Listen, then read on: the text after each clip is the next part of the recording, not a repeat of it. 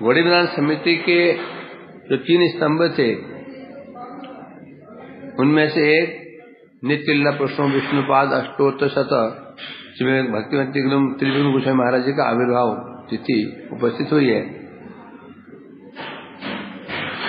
ये तीनों की एक जोड़ी थी।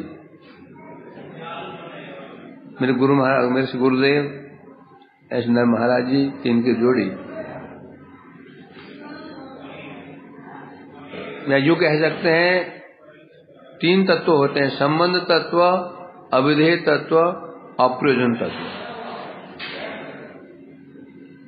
इन 3 तत्वों के ऊपर ही सारा परमार्थ टिका हुआ रहता है।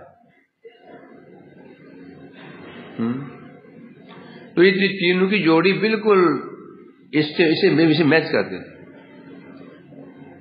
हैं।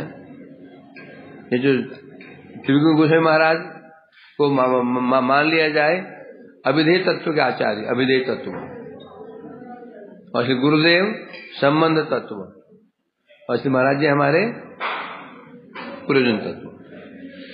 अब 3 तत्व में किसको माने किसको नहीं माने, तीनों का ही प्रधान स्थान है। संबंध तत्व, अविधेय तत्व, प्रयोजन तत्व, तीनों ही एक दूसरे के पूरक हैं। संबंध तत्व को नहीं मानेंगे, अविधेय को मानेंगे, प्रयोजन तो काम नहीं होगा। संबंध मान लिया,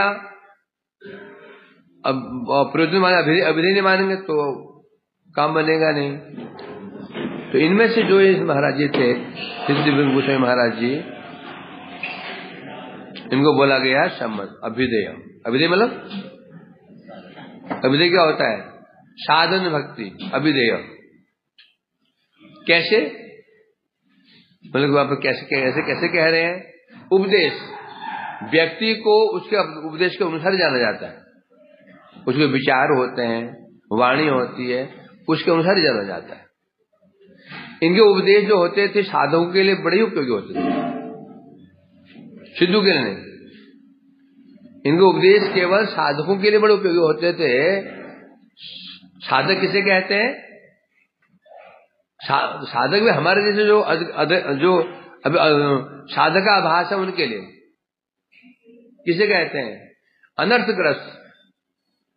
जो अनर्थग्रस्त हुआ हो, प्रारब्ध अपराध के अधीन हो, उसे साधक कहते हैं हमारे अनुसार। साधक की डेफिनेशन क्या है? क्या डेफिनेशन है? उत्तम रत्न सम्यक, हृदय में रति भाव का उदय हो चुका है और कृष्ण साक्षात्कार की योग्यता प्राप्त हो चुकी है, कुछ अनर्थ बचे हुए हैं आभास। साधका परिकीर्तिता, परंतु वास्तव में जो हमारी जो भूमिका हम साधक भी नहीं है। तो इनके जो उपदेश होते थे, उपदेश थे और प्राय हम लोगों के लिए जो अनर्थग्रस्त जीव हैं, किस प्रकार से अनर्थ दूर हो, और वो कैसे होंगे? कड़वी बात करके। डॉक्टर जो इलाज करता है कैसे करता है? कैसे करता है? डॉक्टर की भूमिका कैसे होती है? बड़ा कठोर दवाई, कड़वी दवाई देना, चिराफाड़ी करना। यह पिछले प्रभुपाद जी का एक मैं पढ़ा था, उसमें बता रहे थे कि वैष्णव के लक्षण क्या है, वैष्णव कैसे पहचानेंगे? बोलते हैं हाथ में खड्ग हो, हाथ में खड्ग तलवार, और खड़ा हो जुब काष्ट। जुब काष्ट कहते हैं जिसमें बकरी की गर्दन फंसा देते हैं और फिर काटते हैं उसको। ऐसी लकड़ी होती है, वो फंसा देते हैं उसको जुब काष्ट कहते हैं। जहां बलियां दी जाती है वहां लगा होता है, 2 खंबे होते हैं जिसमें लकड़ी होती है, गला फंसा देते हैं, ऊपर से लकड़ी डाल देते हैं तो गर्दन फंस जाती है, फिर उसको काट देते हैं, जुब काष्ट। तो बोले ये लक्षण तो कसाई के लक्षण है। हाथ में खड्ग होना चाहिए और जुब काष्ट के निकट खड़ा हो तो कसाई के लक्षण है। तो वैष्णव क्यों कह रहे हैं? बद्ध जीवों के लिए एक वैष्णव है कैसा? वो कसाई के समान ही है। समान कसाई क्या करता है? जीव हिंसक बकरी इत्यादि काटता है, और वैष्णव क्या करते हैं? हाथ खड़क क्या है उनके हाथ में? उनके हाथ खड़क क्या है? उनके उपदेश, वाणी। वैष्णव के उपदेश जो उनकी वाणियां हैं, कठोर वचन हैं, वो है तलवार सदृश। और बगरा कौन है यहाँ पे? बगरा कौन है? हमारी कामनाएं। तो कामनाएं वासनाएं हैं, ये बकरा है। तो गुरु वैष्णव क्या करते हैं? अपने तीव्र कठोर परंतु सत्य वाणी के वचनों के द्वारा हमारे अनर्थों को नाश कर देते हैं। बोलते हैं, दिखा देते हैं, तुम्हें ये दोष है, तुम्हें ये दोष है, तुम्हें ये दोष है, तुम्हें ये दोष है, प्रत्यक्ष दिखा देते हैं उसको। है? अब कौन दिखाएगा ये? हम सबको सुन सकते हैं, पर ये नहीं सुन सकते कि तुम में कोई दोष है। कोई हमें दोष दिखा दे, वो हम सहन नहीं कर सकते हैं। सब सहन कर सकते हैं, मार भी सहन कर सकते हैं, वो जहां बात आएगी हमारी दोष दिखा दे कोई, वो हम बर्दाश्त नहीं कर सकते, है ना। परंतु अब जो वैष्णव होते हैं वो कैसे होते हैं? वो निष्प्रिय। कैसे होते हैं? निष्प्रिय होते हैं, उनको कामना वासना नहीं होती है, इसलिए वो निष्प्रिय और निरपेक्ष होने के कारण उन्हें प्रतिशत नहीं चाहिए, धन संपत्ति नहीं चाहिए। तो जो जैसा होता है उसको वैसे बोलने के सामर्थ्य चाहिए। क्यों? निरपेक्ष ना हो धर्म रक्षण न जाए। शास्त्र कहते हैं यदि आप निरपेक्ष नहीं हो तो भक्ति धर्म की रक्षा नहीं कर सकते आप। निरपेक्ष होना पड़ेगा।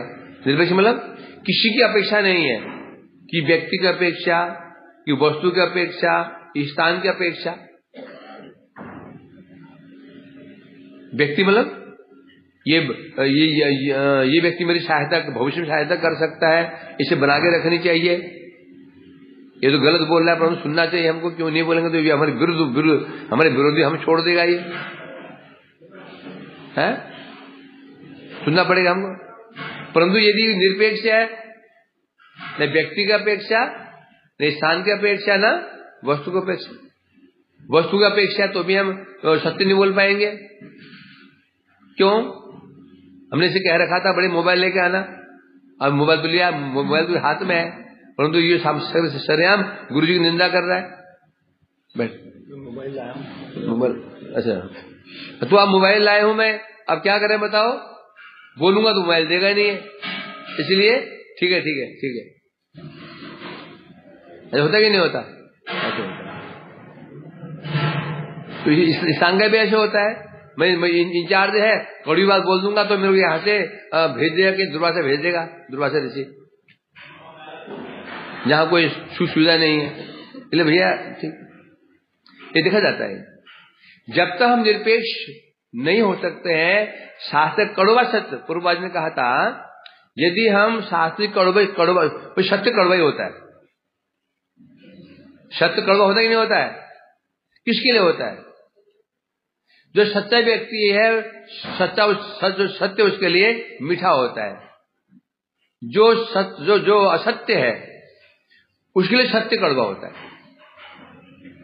जो बीमार है, रसगुल्ला उसके लिए कड़वा होता है, बीमार नहीं हो तो मीठा होता है। सच कड़वा बोलते हैं, सच कड़वा होता है। ठीक नहीं, ये बात है भी नहीं है। जो सत्य बोलने वाला है उसे कड़वा नहीं है। कड़वा किसके लिए है?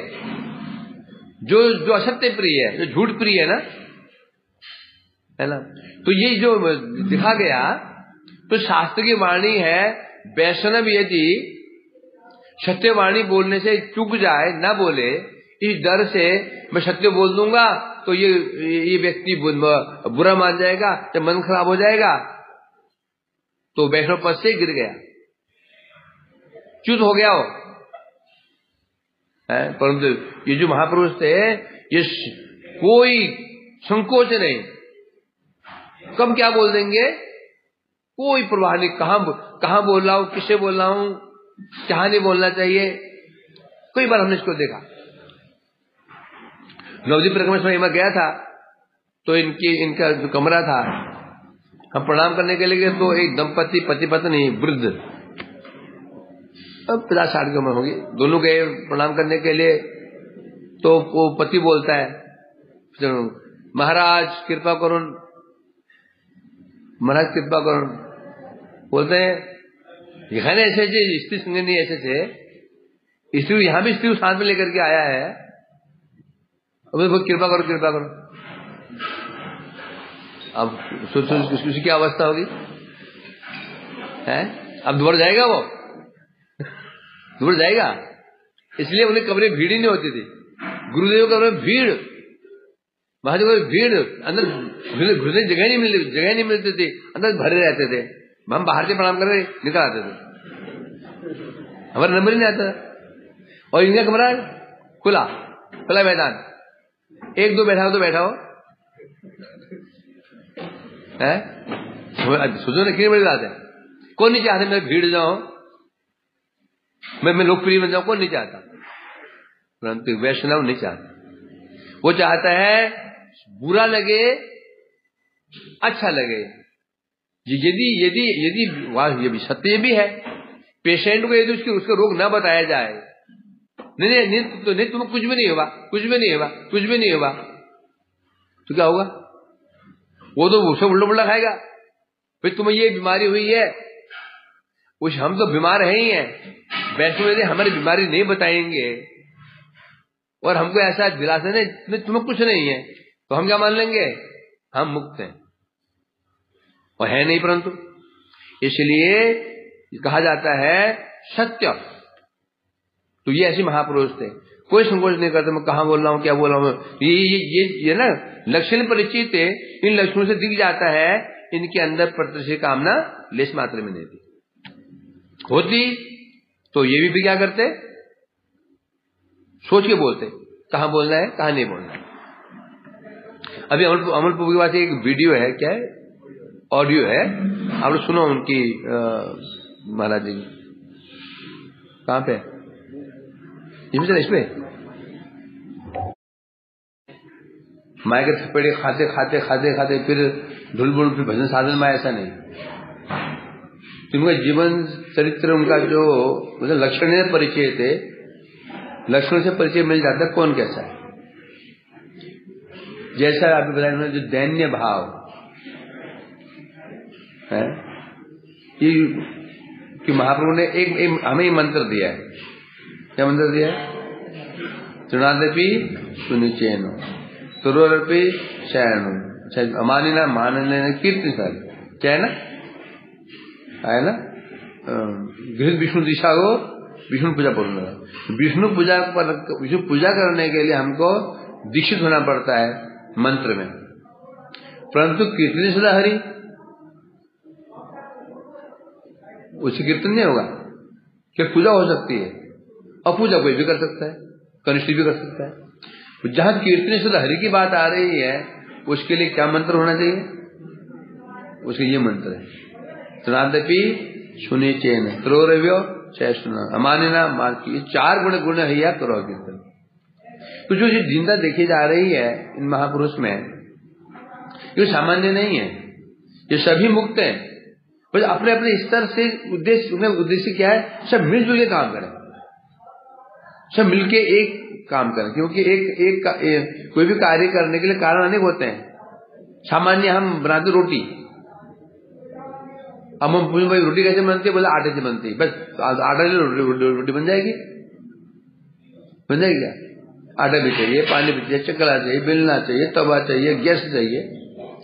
उसी प्रकार से जीव का उद्धार करना है तो एक व्यक्ति कर नहीं पाएगा इसको, सभी आगे अपने अपने अनुसार सब ट्रीटमेंट दे रहे हैं। जैसे मुझे अच्छी याद आ रहा है, राधाष्टमी का दिन था, तीनों सौभाग्य से गुरुदेव भी आए थे।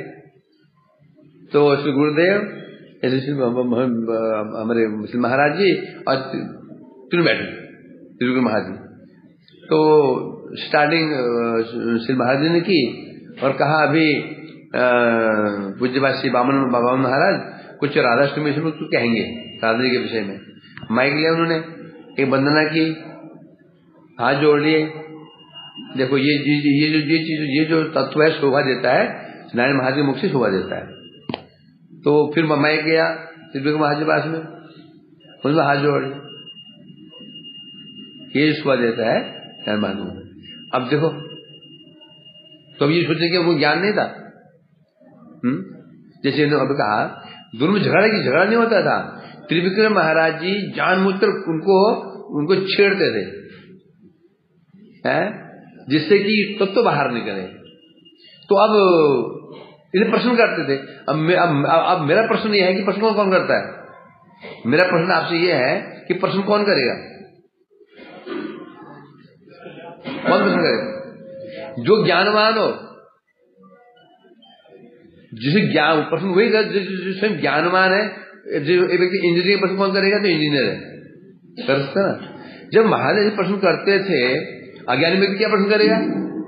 वो सब जानते हुए भी प्रश्न कर रहे हैं, क्योंकि बिना पूर्व पक्ष उत्तर पक्ष नहीं मिलता। बिना पूर्व पक्ष को उत्तर पक्ष नहीं मिलता। पूर्व पक्ष कहते हैं प्रश्न, उत्तर पक्ष उत्तर। पहले प्रश्न किया जाता है, उत्तर बाद में निकलता है। वो जगत का नियम है। तो यदि इसलिए अब प्रश्न कौन करेगा? वहां को योग्य है ही नहीं, योग्य वहां है नहीं। और बिना प्रश्न के उत्तर, बिना प्रश्न किए उत्तर नहीं निकलता। फिर महाराज जी को सुनाइए, क्या बोलते हैं? प्रभु जी कुछ सुनाइए। अब क्या सुनाए? सुनाएगा बताओ, पता ही नहीं तुम अधिकार क्या है तुम्हारा, सुनाइए। प्रभु जी कुछ सुनाइए ना। अब सुनाओ, क्या सुनाओ? तो पहले प्रश्न, पूरा जो भागवत में क्या है? प्रसिद्ध जी के प्रश्न है, सुदेव के उत्तर है, शुनकादि ऋषि के प्रश्न है, शुद्ध समय के उत्तर है, विदुर के प्रश्न है, उद्धव के उत्तर है। ये तो सुने हम लोग। विदुर प्रश्न है, मैत्री के उत्तर है। बिना प्रश्न के उत्तर कैसे मिल जाएगा? इसलिए जानबूझकर ऐसे छेड़ते थे कि वो मानो मानो मानो मानो राधा जी के अगेंस्ट बोल रहे हैं। और तब महाराज जी को एक बोलने के लिए एक ना लाइन मिल जाती थी। लाइन चाहिए होती बोलने के लिए। सुर तो बैठे हैं उधर, इसलिए तो ये ना समझे कि नाम नहीं लूंगा। एक बार ऐसे एक कोई थे ब्रह्मचारी, हमारे गुरु भाई थे, मैं बहुत सन्यासी भी हुए। गुरु जी को उन्होंने पत्र लिख दिया, गुरु जी आप ठीक है, थोड़ा आपको राधा तत्व के ऊपर थोड़ा सा आपको थोड़ा कमी। उन्होंने पत्र ऐसे फॉरवर्ड कर दिया महाजू, ये लोग क्या लेते हैं। और इतना झाड़ा मार, इतना झाड़ा है। तो इसलिए साहब उद्देश्य क्या है? उद्धार करना है। एक जब सभी प्रयोजन विषय में बोले तो कैसे काम होगा? संबंध भी जरूरत है, अविधेय जरूरत है और प्रयोजन। और सबसे अधिक विचार करेंगे तो सबसे अधिक आवश्यक क्या है हमारे लिए? भी संबंध, अविधेय। संबंध भी हो गया, मान लिया, समझ गए? वो तो हम जानते ही हैं, जीवेश्वर नित्य कृष्णदास, समझ गए? क्या समस्या है? प्रयोजन भी सिद्ध हो गया, गोपी प्रेम या मंजरी भाव हो गया। परंतु अब मिले कैसे? वो इसे कहते हैं अभिधेय तत्व। तो उनके जो उपदेश होते थे कि हमें जो उपदेश कैसे साधन करना चाहिए, कैसे हरिनाम करना चाहिए, कैसे भजन साधन करना चाहिए, और गुरुदेव को उपदेश होते थे, कुछ उनका महत्व होता था। और महत्व देते थे कि हमारी सेवा, व्रत सेवा कैसे प्राप्त की जाए। इसलिए तीनों का कॉम्बिनेशन था, तीनों को लेकर चलना पड़ेगा हमको, तब जाकर के इनमें एक को भी हम नहीं मानेंगे। पंच तत्व एक को नहीं मानेंगे, चार तत्व फेल। इनमें एक को भी यदि हम अवज्ञा करेंगे तो तीनों कोई भी क्यों मानना नहीं होगा। दुर्भाग्यवश कईयों ने उसमें से उस समय महाराज को अवज्ञा किया, कोई उनकी अवज्ञा करते थे। तो हमको शिक्षा मिली थी यार, तीनों को सम्मान देना है। हमने कभी गुरुदेव को, अच्छा महाराज जी ने कुछ कभी भी हमने अलग दिखाई नहीं है। परंतु बंगाल में कई लोगों ने इनका कुछ उल्टा पुल्टा किया और फल भी उनका हाथ मिल गया। कहाँ गए पता नहीं उनका हाथ। कुछ ऐसे बाहर घूम रहे हैं, मरे तो नहीं, घूम रहे हैं बाजार भी वहां। इसलिए हमें इनसे शिक्षा लेनी चाहिए, तभी हुआ कि जिस प्रकार से इनका आपस में सौहार्द भाव था, दीनता थी। हमें बस एक बार माइक मिल जाए, बस पूरा जिंदा रस है ना, सब उड़ेल देते हैं। ये मुझे लगता है कि मैं बोल रहा हूँ, मेरे मुख से ये शोभा दे भी रहा है, नहीं दे भी रहा है, ये मेरे मुझे शोभा दे भी रहा है या नहीं दे रहा है, ये मुझे ध्यान दे देते हैं। और ये महापुरुष देखो चुप, बोला ही नहीं। बड़ा आश्चर्य लगा मेरे को, पूरा मंदिर भरा हुआ है, शिष्य वहां, शिष्य किसके है?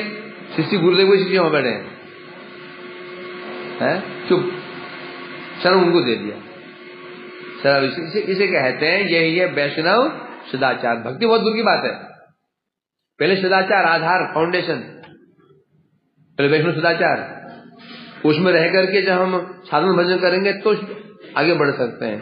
तो सदाचार यही है कि किस प्रकार से हमें वैष्णव के प्रति, गुरु भाई के प्रति सौहार्द भाव होना चाहिए, ये बड़ा महत्व है, जिसका भाव दिख रहा है।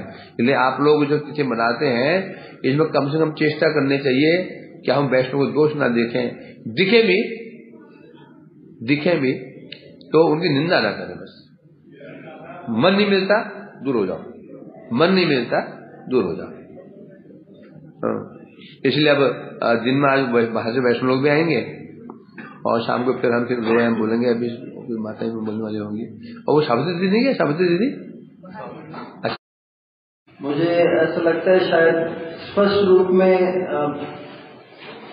आप लोगों तक सुनाई नहीं देना, समझ नहीं आया।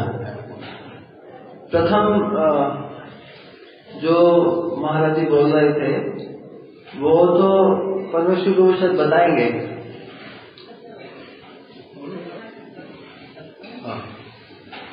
महाराज जी पहले आराम किया कि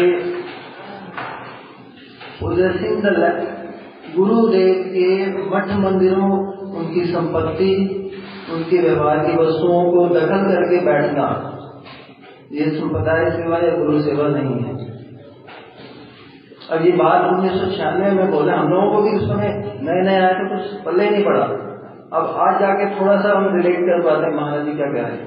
अपने गुरुदेव की महिमा गान कर रहे हैं, भक्ति प्रज्ञान केशव गोस्वामी महाराज जी की आविर्भाव तिथि परम गुरुदेव की, तो उनकी महिमा गान कर रहे हैं कि गुरुदेव की वस्तुओं को, उनकी लैंड, बिल्डिंग, पोजेशन को दखल करके बैठना, ये संप्रदाय सेवा या गुरु परंपरा की सेवा नहीं है। वास्तव में सेवा क्या है? गुरु के मनोवेश को पूर्ण करना, उनके हृदय का जो उद्देश्य है उसको समझ करके वैसी सेवा करना, यही वास्तव में संप्रदाय रक्षा या गुरु सेवा कहलाता है। इस विषय में महाराज जी का जो कहने, वो बार बार बोल रहे हैं, I am unfit, I am most wretched,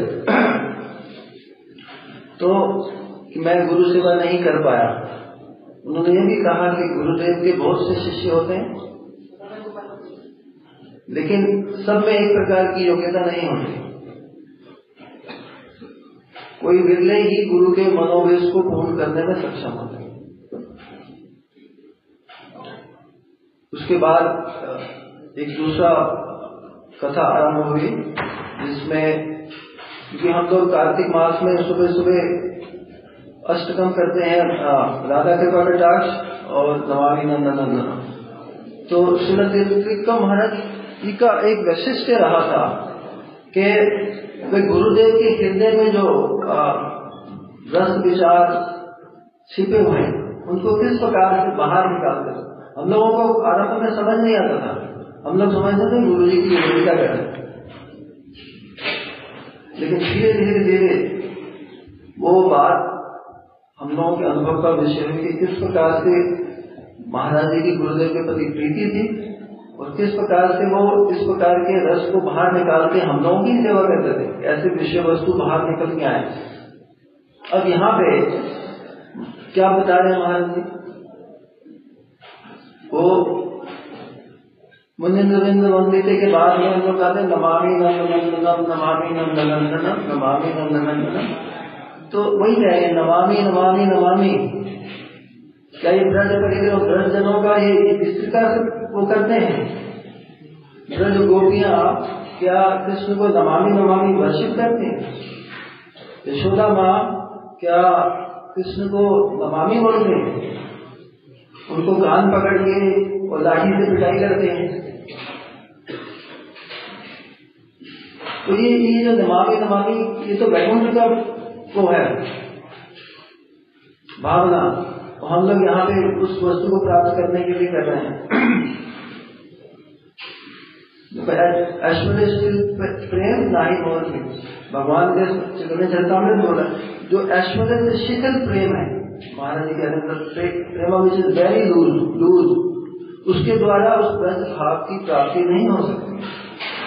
वहां पे क्या चाहिए? वर्शिप नहीं, लव, प्योर लव।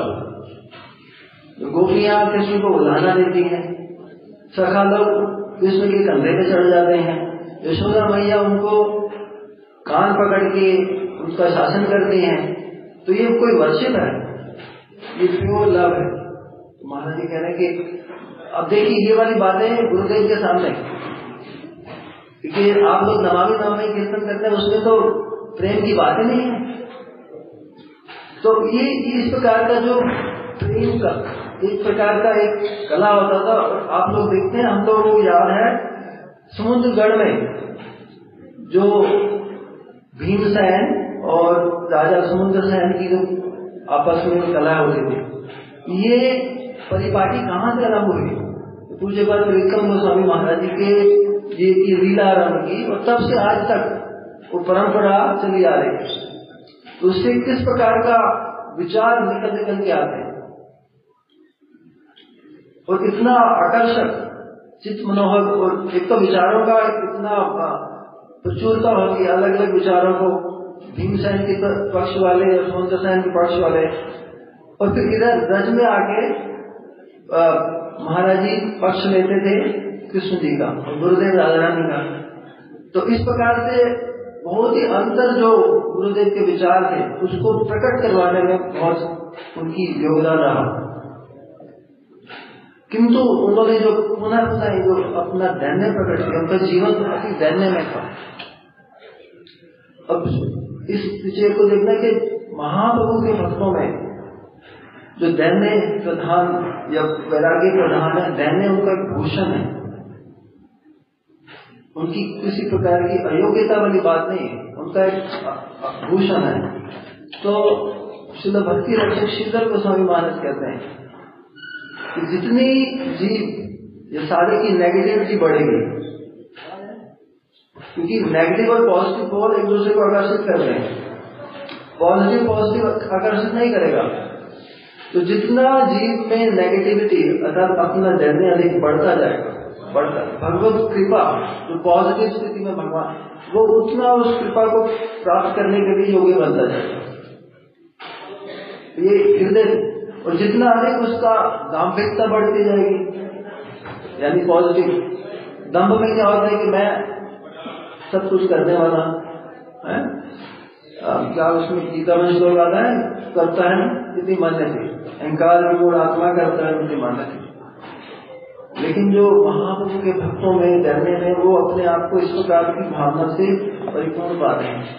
अब ये एक आदर्श महाराज जी के जीवन में देखने को मिला, माना कि वो स्पष्ट रूप में बोल रहे हैं कि मैं अपने गुरुदेव को समझने में अयोग्य रहा, मैं उनका क्या वर्णन करूं। अब ये ऐसा आदर्श अपने सामने देखकर भी हम लोग अब उनकी महिमा गान करते हैं, तो कैसा एक विडम्बना है हमारे लिए। महाराज जी कह रहे हैं कि मैं अपने गुरुदेव को समझ नहीं पाया। और अब ये जो वैष्णवों का चरित्र है, उनका जो आदर्श है, उनकी जो गुरुदेव से प्रीति थी, हम लोग एक भक्ति विनोद ठाकुर जी का एक लेख है प्रीति, उसमें उन्होंने बताया कि जो प्रीति है वही इस सृष्टि का सार वस्तु है, एसेंस ऑफ क्रिएशन प्रीति। अगर वो चीज ना रहे, क्योंकि प्रीति ही एक दूसरे को जोड़ के रखती है। जिस प्रकार एक कंस्ट्रक्शन होती है, उसमें ईंट भी होता है, रोड़ी भी होती है, और सीमेंट भी होता है, रेती भी होती है। तो इन सब के द्वारा आप जोड़ के रख नहीं सकते बिल्डिंग को, जब तक उसमें जल रूपी वो रस ना हो। इस जगत में सब कुछ होने पर भी जब तक प्रीति नहीं है, वो वस्तु जुड़ के नहीं रह सकती, वो उतना सूक्ष्म है। इस जगत के जो मठ हम लोग कंस्ट्रक्शन देखते हैं, वैष्णव जगत में जो बाह्य उपकरण है भगवत सेवा के, मठ मंदिर ये सब का है, ये इसके ऊपर बढ़ के होता है जो ज्ञान अर्थात भक्ति के विचारों को समझना, और उससे भी सूक्ष्म वस्तु है प्रीति। तो हम लोगों ने, कई लोग क्या करते हैं कि प्रीति और भक्ति विचारों को सैक्रिफाइस करो, किंतु जो बाह्य उपकरण है वो हमारे ठीक रहे। चलो भक्ति के विचार भी हम लोग देखते हैं, कई जगह मतभेद देखते हैं, वहां प्रीति की हानि होती है, किंतु यहाँ पे बताया कि जो प्रीति है वैष्णव जगत में कहीं से भी कोई, जैसे कि रूप गोस्वामी ने बोला कि कृष्ण जैसे गिरी काम मन से आ गए, अब ये सारे उस प्रकार की प्रीति या एप्रिसिएशन के विचार हैं। श्री त्रिविक्रम गोस्वामी महाराज जी के जीवन चरित्र में अभी हमने श्रवण किया कि उनके पास कोई आता नहीं था। क्यों नहीं आते थे? क्योंकि बद्धजीव की एक टेंडेंसी है अपनी प्रशंसा सुनने की, और वो कहते थे कि ये जो चीजें आप लोग श्रवण कर रहे हो ये आपका भोग है।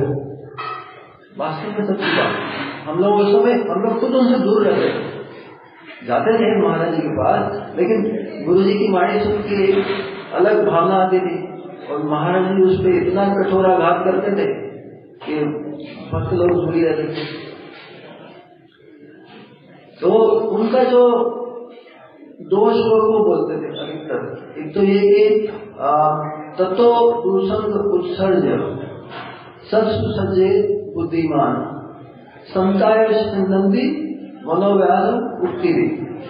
तत्व दूषण उत्सर्ज भागवत का श्लोक है, दूसंग उत्सर्जे मैंने दूसंग का त्याग करना। सब सुसज्जे बुद्धिमान, बुद्धिमान पुरुष क्या करेंगे?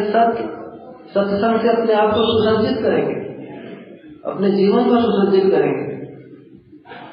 तो सत्संग में क्या होता है? संताय छिंदन्ति मनोव्यासम मुक्ति भी, अपनी वाणी रूपी जो उनकी तलवार है उसके द्वारा वो उनके हृदय की जितनी आसक्तियां हैं, जितनी वृत्तियां हैं जगत की, उसको काट। अब महाराज जी बोले तो पहले क्या करेंगे? वाचो वेगम मनसा क्रोध अवेगम आज हम पाठ करते हैं, है ना? इसमें कुछ निवृत्ति पूर्वक है। वाचो वेगम मनसा क्रोध अवेगम जीवा वेगम उतर उपस्थित वेगम इतान निशानी और विषय, ये तो सारे निवृत्ति परक। इसके अगला श्लोक अत्याहार प्रयास जल पाई, ये भी निवृत्ति परक है। फिर आता है उत्सव निश्चय दे रहा है, तो प्रवृत्ति वाला। तो यहाँ पे पहले दूसंग तत्व, तो दूसंग पहले निवृत्ति, दूसंग से दूर हो और अपने आप को सुसज्जित करो। महाराज उदाहरण देते थे, एक टंकी को आप भर रहे हैं, नीचे से आपने नल खोल दिया, कुछ मिनट काल में वो भरेगी। अब उसका ऊपर से जल भी आ रहा है, नीचे से आपने खोल के भी रखा है तो नहीं भरेगी, इसलिए उसको प्लग करना पड़ेगा, तो दूसंग को दूर करना पड़ेगा। अब इसके लिए महाराज जी की कितनी जो जैसे कहते हैं डेस्परेट थे, हम लोगों के जो अनर्थ या जो कमियां उसको दिखाने में। अभी श्रवण किया कि किसी मनुष्य में कोई बीमारी नहीं है तो कभी इलाज नहीं हो सकता, बताएंगे ये समस्या तुम्हारे अंदर है। तो ये उनकी, हम लोग कहते हैं वांछा कल्पतरुभ्यश्च कृपा सिंधुर्वैव पतिता नाम पावनेभ्यो वैष्णवेभ्यो नमो नमः। समस्त वैष्णवों के लिए है। तो वांछा कल्पतरुभ्यश्च, क्या वो वांछा को पूर्ण करने में सक्षम है? वांछा कल्पतरु से कृपा के समुद्र है। उनकी जो कंठा, उनका जो डेस्परेशन है हमारे मंगल के लिए। अभी हम श्रवण कर रहे थे संबंध के प्रयोजन की बात, गुरुदेव से हमने प्रयोजन के विषय में सुना, लेकिन महाराज जी का क्या था? यहाँ पे थोड़ा सा ओवरलैपिंग है संबंध के विषय में। हमारा संबंध कहाँ है? जो प्रयोजन हमने लक्ष्य कर लिया कि हमें ब्रज में जाना है, राधा रास्ते को प्राप्त करना है, लेकिन अभी हमारा संबंध कहाँ अटका हुआ है? कहीं ना उस जब तक वो संबंध ठीक नहीं होगा हमारी गाड़ी आगे बढ़ेगी नहीं। अब कहाँ अटका हुआ है? महाराज जी अपने उदाहरण से पता बोलते थे, कथा में बोलते हैं, एक दिन हम लोग मंदिर में गए, we went to temple, offer क्या 5 रुपए हमने ठाकुर जी के दिए और हम सोचते हम बहुत बड़े भक्त हो गए, we think our very great devotee, but you are devoted.